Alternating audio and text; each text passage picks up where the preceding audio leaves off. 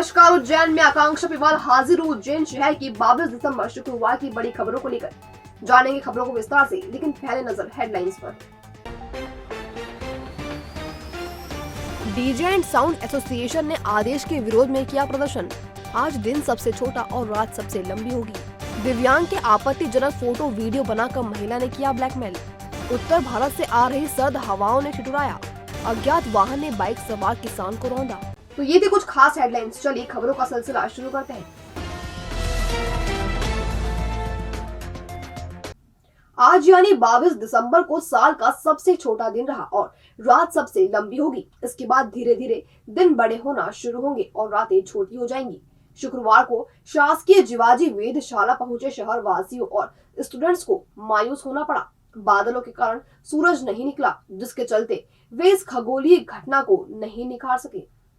शासकीय जिवाजी वेधशाला के अधीक्षक डॉक्टर राजेंद्र प्रकाश गुप्त ने बताया कि 22 दिसंबर को दिन 10 घंटे 41 मिनट का रहा और रात की अवधि 13 घंटे 19 मिनट की होगी। शुक्रवार को सूर्य ने मकर राशि में भी प्रवेश किया और सूर्य की गति उत्तर की ओर दृष्टिगोचर होना शुरू हुई, जिसे उत्तरायण की शुरुआत भी कहा जाता है। 21 मार्च 2024 को सूर्य विषुवत रेखा पर होगा, तब दिन और रात बराबर होंगे। वेधशाला में मौसम साफ होने पर शंकु यंत्र के माध्यम से इस खगोलीय घटना को देखने की व्यवस्था की गई थी, लेकिन बादलों ने यहां पहुंचे स्टूडेंट्स और शहर वासियों का उत्साह फीका कर दिया। 22 दिसंबर का दिन खगोलीय दृष्टि काफी महत्वपूर्ण रहता है। हम सभी लोग जानते हैं पृथ्वी सूर्य के चारों ओर परिक्रमा करती है, जिस कारण सूर्य हमको कर्क रेखा से मकर रेखा के बीच गति करता हुआ दिखाई देता है। 22 दिसंबर को सूर्य मकर रेखा पर लंबवत रहता है। आज के दिन सूर्य की स्थिति क्रांति 23 अंश 26 कला और 17 विकला दक्षिणी गोलार्ध में है। क्योंकि सूर्य दक्षिणी गोलार्ध में है, हम लोग उत्तरी गोलार्ध में रहते हैं, तो हमसे सबसे ज़्यादा दूर होने के कारण आज दिन सबसे छोटा है और रात सबसे बड़ी है। 10 घंटे 41 मिनट का दिन और 13 घंटे 19 मिनट की रात है। अब सूर्य उत्तर की ओर गति करना प्रारंभ कर देगा, जिसे उत्तरायण का प्रारंभ कहते हैं, जिससे दिन धीरे धीरे बड़े होने लगेंगे। 21 मार्च को दिन और रात बराबर होंगे और फिर 21 जून तक उत्तरायण की स्थिति रहेगी, जब सूर्य कर्क रेखा पर लंबवत होगा। आज सूर्य मकर राशि में भी प्रवेश करता है। आज मकर राशि में सूर्य की स्थिति 0 अंश 7 कला और 41 विकला पर मकर राशि में सूर्य की स्थिति है। इस घटना को हम शंकु यंत्र के माध्यम से स्पष्ट रूप से देख सकते हैं। हम देखेंगे कि शंकु की परछाई पूरे दिन सबसे बड़ी होकर मकर रेखा पर गमन करती हुई दिखाई देगी। उत्तर भारत से आ रही सर्द हवाओं के चलते ठंड के तेवर लगातार तीखे होते जा रहे हैं। हाल ये है कि रात के साथ दिन में भी लोग ठिठुर रहे हैं। शुक्रवार को दिन भर बादल छाए रहे और सर्द हवा का दौर चलता रहा, जिसके चलते शहरवासी गर्म कपड़ों में लिपटे नजर आए। सर्दी से बचने के लिए कई जगह दिन में ही अलाव जल उठे। शासकीय जिवाजी वेधशाला के अधीक्षक डॉक्टर राजेंद्र प्रकाश गुप्त ने बताया कि 22 से 24 दिसंबर तक पश्चिमी विक्षोभ सक्रिय है, जिसके कारण पहाड़ों पर बर्फबारी होगी। इस वजह से बादल छाए हैं, लेकिन बारिश की संभावना नहीं है। बादल छाने से दिन का तापमान कम होगा, लेकिन आसमान साफ होते ही कड़ाके की ठंड पड़ेगी। शुक्रवार को अधिकतम तापमान 20.4 डिग्री और न्यूनतम तापमान 13.2 डिग्री सेल्सियस दर्ज किया गया। हम देख रहे हैं कि लगभग 4-5 दिन से काफ़ी ठंडक की स्थिति बन रही है। तापमान 10 डिग्री और 11 डिग्री के बीच हो रहे हैं। कारण ये है कि पश्चिमी विक्षोभ लगातार आ रहे हैं। पुराना पश्चिमी विक्षोभ था, जिससे ठंडी हवाओं के कारण तापमान 10 डिग्री तक पहुंच गया। एक पुनः पश्चिमी विक्षोभ सक्रिय है 22, 23, 24 को, जो पहाड़ों पर बारिश और बर्फबारी देगा। इसके प्रभाव के कारण बादलों की स्थिति बन गई है, जिससे न्यूनतम तापमान बढ़ के 13 डिग्री से भी ऊपर हो गए हैं। लेकिन दिन में बादल हैं, धूप नहीं है, तो अधिकतम तापमान कम हो जाएंगे। और जैसे ही ये बादल खुलेंगे तो उत्तरी ठंडी हवाओं के संपर्क में आने के कारण तापमान पुनः कम होंगे। सिख समाज द्वारा 4 साहबजादों और माता गुजरी जी की शहादत का 4 दिवसीय पावन पर्व 23 से 26 दिसंबर तक मनाया जाएगा। इसके तहत श्री अखंड पाठ साहिब, शबद कीर्तन, व्याख्यान, गौरव रैली, चित्र प्रदर्शनी आदि का आयोजन किया जाएगा। फ्रीगंज स्थित गुरुद्वारे में शुक्रवार शाम 4 बजे हुई प्रेस कॉन्फ्रेंस में जत्थेदार सुरेंद्र सिंह अरोड़ा और संरक्षक इकबाल सिंह गांधी ने बताया कि सिख पंथ के 10वें गुरु श्री गुरु गोबिंद सिंह जी ने अपना पूरा परिवार देश और धर्म की रक्षा के लिए बलिदान किया था। इसी शहादत को नमन करने के लिए 4 दिवसीय आयोजन किया जा रहा है। 23 दिसंबर को सुबह 9:30 बजे माता गुजरी गुरुद्वारे में श्री अखंड पाठ साहिब की समाप्ति के बाद निशान साहिब की सेवा की जाएगी।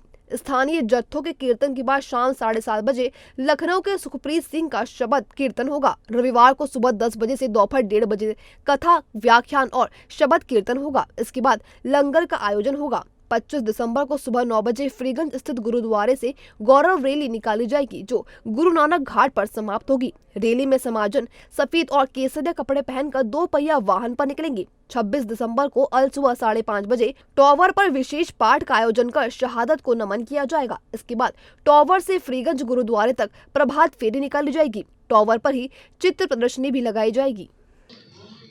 अर्थात हम कह सकते हैं बड़े फख्र के साथ कि मानवता की रक्षा के लिए, हिंदुत्व की रक्षा के लिए ये सबसे बड़ी कुर्बानी का इतिहास है दुनिया के अंदर। इसको दृष्टिगत रखते हुए 23 तारीख को माता गुजरी गुरुद्वारा, जो कि गीता कॉलोनी में है, उस पर शाम को कीर्तन होगा। अमृतसर से कीर्तनी जत्थे आए हुए हैं। 24 तारीख की सुबह भी वहाँ पर कीर्तन होगा।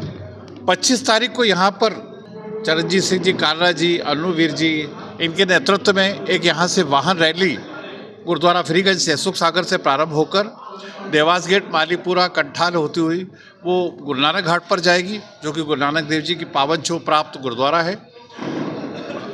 26 तारीख को जरूर एक नया कार्यक्रम जोड़ रहे हैं।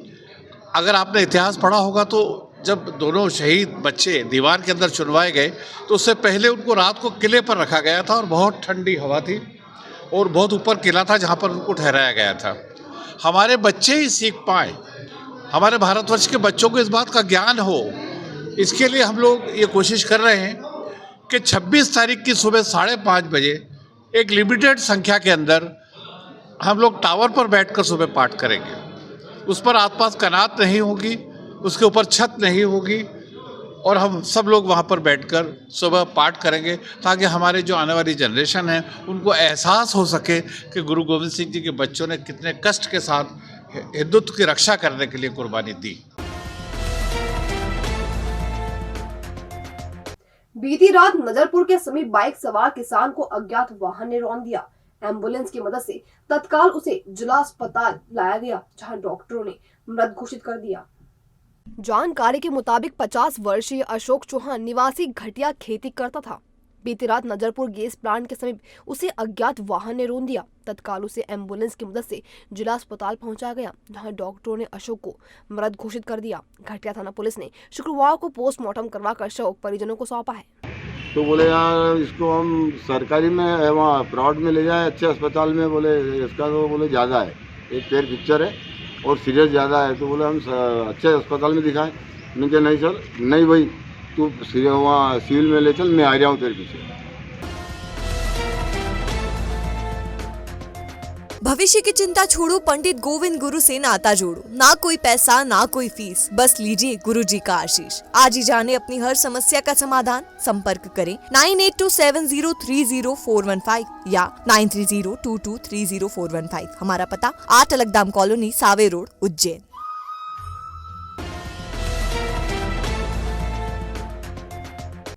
महिदपुर में रहने वाले 55 वर्षीय दिव्यांग को चाय पिलाने के बहाने परिचित महिला नक्षत्र होटल के पास सहेली के घर पर ले गई और वहां उसके साथ अश्लील फोटो और वीडियो बनाकर उसे ब्लैकमेल करने लगी। मामले में दिव्यांग की शिकायत पर चिमनगंज पुलिस ने प्रकरण दर्ज किया है।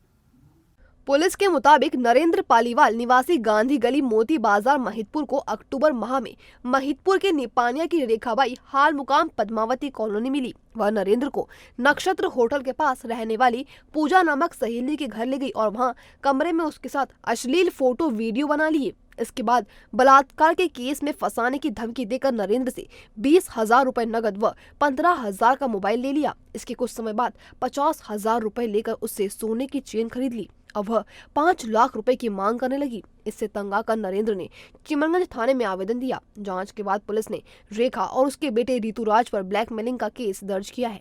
और अब खबरें दे दनादन। 22 दिसंबर को शासकीय जिवाजी वेधशाला में खगोल दिवस और राष्ट्रीय दिवस के रूप में मनाया गया। इसमें 5 स्कूलों के 53 स्टूडेंट्स और 8 शिक्षकों ने भाग लिया। इस दौरान विद्यार्थियों को खगोलीय जानकारी दी गई और खगोलीय ज्ञान परीक्षा भी आयोजित की गई। नगर निगम सीमा अंतर्गत स्थापित संपत्तियों का वर्ष 2023-24 का बकाया संपत्ति कर 31 दिसंबर तक जमा करवाकर शहरवासी उस पर लगने वाले सरचार्ज से बच सकते हैं। 31 दिसंबर के पश्चात बकाया संपत्ति कर पर अधिभार देय होगा।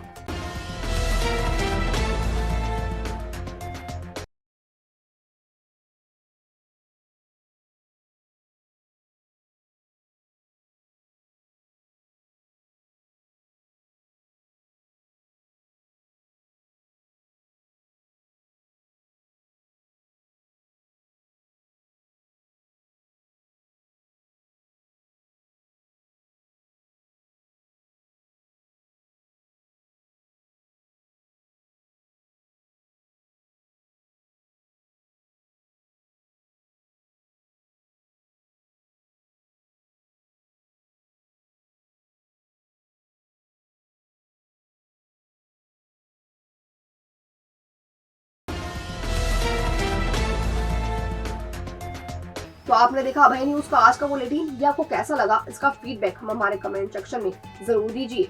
फिर मुलाकात होगी नए बुलेटिन के साथ। तब तक के लिए नमस्कार।